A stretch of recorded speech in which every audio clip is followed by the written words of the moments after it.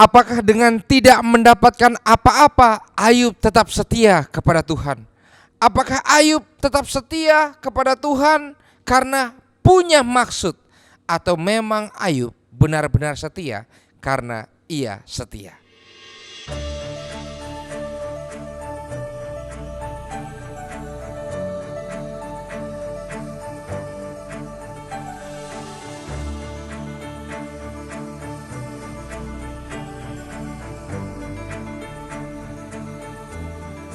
Saudara-saudara yang kasih dalam Tuhan, kita bersyukur pada saat ini kita boleh kembali dalam rangkuman pelajaran sekolah sahabat kita pada pelajaran yang ketiga. Apakah dengan tidak mendapatkan apa-apa, Ayub takut akan Allah? Tapi sebelumnya mari kita tunduk kepala dan satu di dalam doa. Tuhan Allah kami yang bertahta dalam kerajaan surga, kami bersyukur pada sahabat ini kami akan mempelajari pelajaran sekolah sahabat. Kiranya Engkau memberkati kami, sehingga firman ini boleh kami hidupkan dalam kehidupan kami, menjadi pegangan bagi kami untuk selama-lamanya. Di dalam nama Yesus kami sudah berdoa dan mengucapkan syukur. Amin. Saudara yang kasih dalam Tuhan, pertama-tama tentunya saya mohon maaf karena mungkin ada beberapa dari kita yang cari di YouTube kenapa belum ada rangkuman sekolah sahabat. Karena memang ada satu dan lain hal sehingga agak sedikit terlambat untuk kami boleh mempersiapkan pelajaran rangkuman sekolah sahabat ini. Terima kasih untuk orang-orang muda, untuk anggota jemaat yang senantiasa menantikan dan menonton video ini. Biarlah boleh menjadi berkat bagi kita semua. Dan jangan lupa untuk membagikannya kepada yang lain. Baik, kita masuk ke dalam pelajaran sekolah sahabat kita. Sekolah sahabat kita saat ini adalah mempelajari bagaimana sindiran daripada setan kepada Ayub, kepada Tuhan. Kita tahu ceritanya bersama, kita sudah belajar 2 sahabat yang lalu. Di slide akan dimunculkan Ayub pasal 1 ayat 1 dan Ayub pasal 1 ayat 3. Kita tahu bersama bahwa kitab Ayub ini ditulis oleh Musa.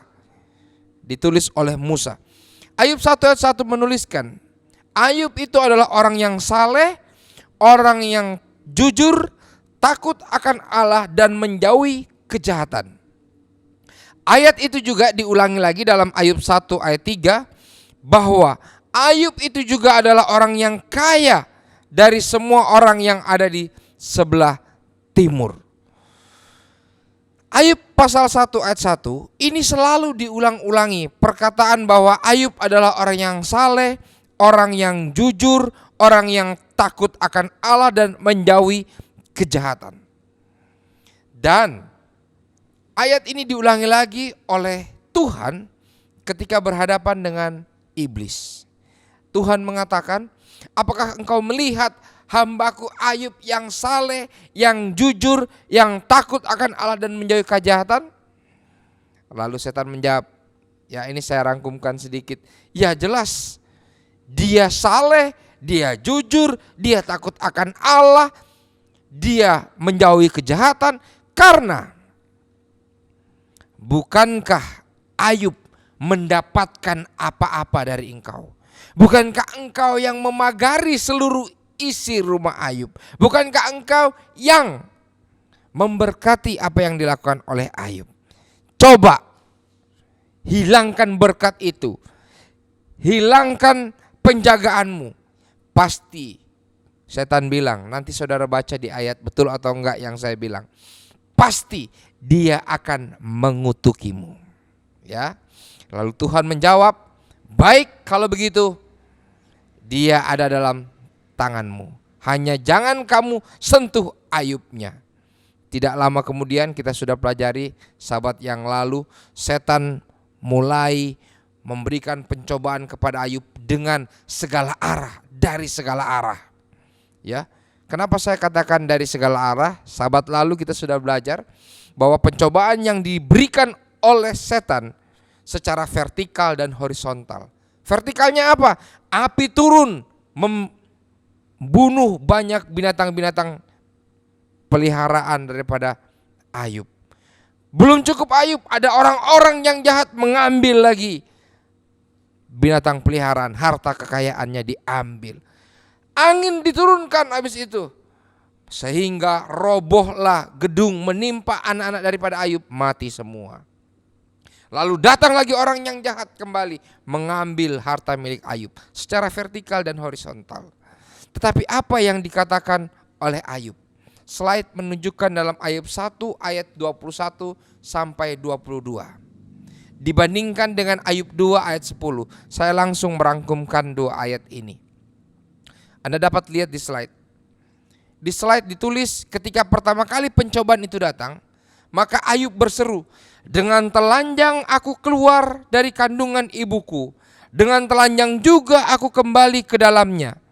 Tuhan yang memberi, Tuhan yang mengambil, terpujilah nama Tuhan. Lalu dengan cepat, ya, itu perkataan daripada Ayub. Dengan cepat Musa menambahkan kata-kata dalam penulisannya. Dalam semuanya itu digarisbawahi, Ayub tidak berbuat dosa dan tidak menuduh Allah berbuat yang kurang patut.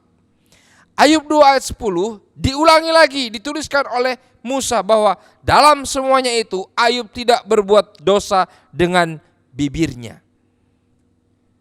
Ya, di dalam Ayub 2 ayat 10 kita tahu ceritanya. Kalau Anda membaca lagi, jadi karena tetap setia ini Ayub, Allah mengatakan kepada setan, pertemuan yang kedua, sudah lihat hambaku Ayub, dia tetap saleh, dia tetap jujur, dia tetap takut akan Allah, dia tetap menjauhi kejahatan. Lalu setan bilang, kulit ganti kulit. Akhirnya Ayub menderita luka, menderita borok dari ujung kaki sampai ujung kepala. Istrinya datang, lalu istrinya bilang, Ayub, kutukilah Allahmu dan matilah. Lalu Ayub berkata kepada istrinya, engkau berbicara seperti perempuan gila. Apakah kita mau menerima yang baik dari Allah, tetapi tidak mau menerima yang buruk? Titik, jangan ditambah. Ya, banyak orang mengatakan, tanya sama saya, Sir atau pendeta, pencobaan itu datangnya dari siapa? Ingat, Ayub tidak pernah mengatakan pencobaan itu datangnya dari Allah. Bukan. Yang mencobai jelas-jelas kita baca dari kitab Ayub ini adalah setan. Bahkan dari perkataan setan kita bisa tahu bahwa berkat itu datangnya dari siapa? Dari Tuhan. Buktinya apa? Setan bilang, bukankah engkau yang memagari? Bukankah engkau yang memberkati? Apakah dengan tidak mendapatkan apa-apa Ayub tetap setia kepadamu? Bukankah dia kaya, makanya dia setia. Saudaraku yang kasih dalam Tuhan, ini pelajaran bagi kita. Jangan sampai kita datang ke gereja ini karena ingin kaya. Atau mungkin jangan sampai kita hamba-hamba Tuhan berkhotbah, kalau ikut Tuhan kita akan kaya raya, kita akan diberkati. Saudara, memang betul akan diberkati. Memang betul, dan bisa jadi kaya raya. Bisa jadi. Bagaimana kalau jadi miskin? Apakah Tuhan mau bikin kita miskin? Enggak. Ayat menyebutkan yang bikin miskin Ayub adalah setan. Yang bikin sakit Ayub adalah setan. Bahkan Tuhan tetap menjaga Ayub. Ya. Setan bilang kulit ganti kulit, Tuhan bilang tapi jangan korek nyawanya ya. Jangan sentuh nyawanya. Saudaraku yang kasih dalam Tuhan, ini pelajaran sangat bermakna bagi kita. Bahwa perlindungan itu selalu dari tangan Tuhan. Penjagaan itu selalu dari Tuhan. Sabat depan kita akan pelajari. Sabat depan. Kalau begitu, kenapa Tuhan mengizinkan ini semua? Sabat depan. Saudara doakan supaya perangkat kami ini lengkap, karena salah satu yang membuat kami agak terhambat karena kurang perlengkapan. Ada yang hilang, jadi masih ada kurang. Mudah-mudahan sahabat depan sudah lengkap. Sahabat depan kita akan mempelajari pertanyaan Ayub. Tuhan, kenapa harus begini? Kenapa? Besok sahabat depan akan dijawab di pelajaran sekolah sahabat kita. Ya, tetapi sahabat ini yang bisa kita pelajari adalah Tuhan itu melindungi kita. Bahkan Ayub, apapun keadaannya, terbukti dia tetap saleh, tetap jujur, tetap takut akan Allah, tetap meninggalkan, menjauhi kejahatan. Tetap. Ya, ada kata tetap di situ. Ya. Musa menuliskan dalam kesemuanya itu Ayub tidak berbuat dosa. Apakah Ayub tidak memiliki dosa? Bukan. Ayub punya dosa. Ayub punya kesalahan. Tetapi sikapnya saat itu dia tetap setia kepada Allah. Sikapnya saat itu dia tetap saleh kepada Tuhan. Bahkan saya mencatat arti kata tetap, ya, saya sengaja ambil dari Kamus Besar Bahasa Indonesia. Saudara bisa lihat di slide, ya. Arti kata tetap, selalu berada, tidak berubah, tidak berpindah-pindah, tidak putus-putusnya, selalu terus untuk selamanya lestari. Inilah iman Ayub, saudara-saudara. Lestari, selalu tetap. Bagaimana dengan kita? Bagaimana dengan kita? Pertanyaannya sekarang. Apakah kita bisa tetap setia kepada Tuhan walaupun kita mungkin menderita kesusahan? Saya pikir-pikir waktu baca ini kitab Ayub dari pelajaran sekolah sahabat, ini kalau kena di saya, mungkin saya bisa stroke, bisa sakit. Tapi ini Ayub, dia katakan, aku lahir telanjang, kembali telanjang, terpujilah nama Tuhan. Ayub tidak buat dosa. Waktu istrinya datang, kutuki, mati kamu. Malah dia bilang, apakah engkau hanya mau terima yang baik dari Tuhan? Tetapi jika datang pencobaan yang bukan dari Tuhan, ingat, pencobaan bukan dari Tuhan. Yang bukan dari Tuhan, kamu gak mau. Ayub benar-benar setia. Ayub benar-benar selalu mengutamakan Tuhan. Saya ingin menutup pelajaran sekolah sahabat kita pada sahabat ini dengan satu ayat. Dalam Yohanes 3 ayat 16. Inilah kunci kenapa Ayub bisa setia kepada Allah. Ayat itu mengatakan, karena begitu besar kasih Allah akan dunia ini, sehingga ia telah mengaruniakan anaknya yang tunggal, supaya setiap orang yang percaya kepadanya tidak binasa, melainkan beroleh hidup yang kekal.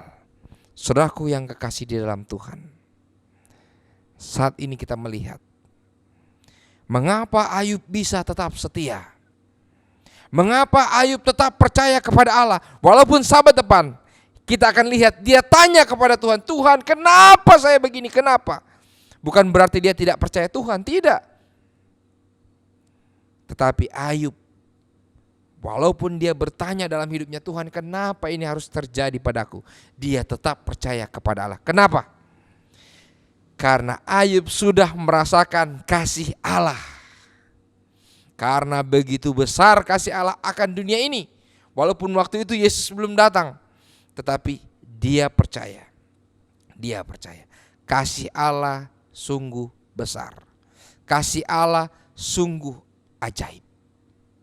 Saudaraku yang kasih dalam Tuhan, panggilan bagi kita saat ini, maukah kita tetap setia kepada Tuhan apapun keadaannya?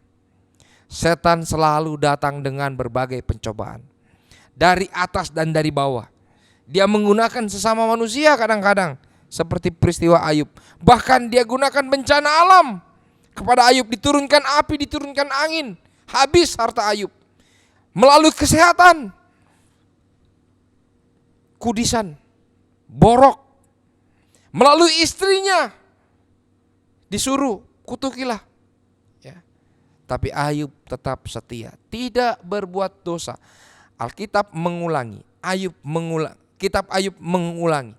Ayub tetap saleh, Ayub tetap jujur, Ayub tetap takut akan Allah, dan Ayub tetap menjauhi kejahatan. Biarlah dalam hidup kita beragama, biarlah kita umat-umat Tuhan boleh hidup saleh, jujur, takut akan Allah, menjauhi kejahatan. Mari kita tunduk kepala dan satu dalam doa. Tuhan Allah kami yang di surga, terima kasih. Biarlah pelajaran sekolah sahabat ini boleh menjamah kami semua. Apapun keadaannya, kami sekarang belajar bahwa Tuhan tetap melindungi. Pencobaan datang daripada setan, tetapi Tuhan selalu berusaha untuk melindungi nyawa kami, melindungi kehidupan kami. Oleh sebab itu ya Tuhan, kami mau berkomitmen. Apapun keadaan kami, senang ataupun susah, berduka ataupun bersuka, kami akan tetap ikut Tuhan. kami akan tetap setia kepadamu. Kami yakin dan percaya seperti Ayub percaya akan ada pemulihan. Tuhan juga akan memulihkan hidup kami. Bila tidak dipulihkan hari ini, maka kami percaya pemulihan yang sempurna ketika Yesus datang kali yang kedua, kami akan diubahkan, dipulihkan seutuhnya. Di dalam nama Yesus kami sudah berdoa dan mengucapkan syukur. Amin. Saudara yang kasih dalam Tuhan, bila rangkuman Sekolah Sahabat ini menjadi berkat bagi kita, jangan lupa bagikan supaya semakin banyak orang-orang yang mengenal kasih Allah bagi seluruh manusia. Tuhan memberkati.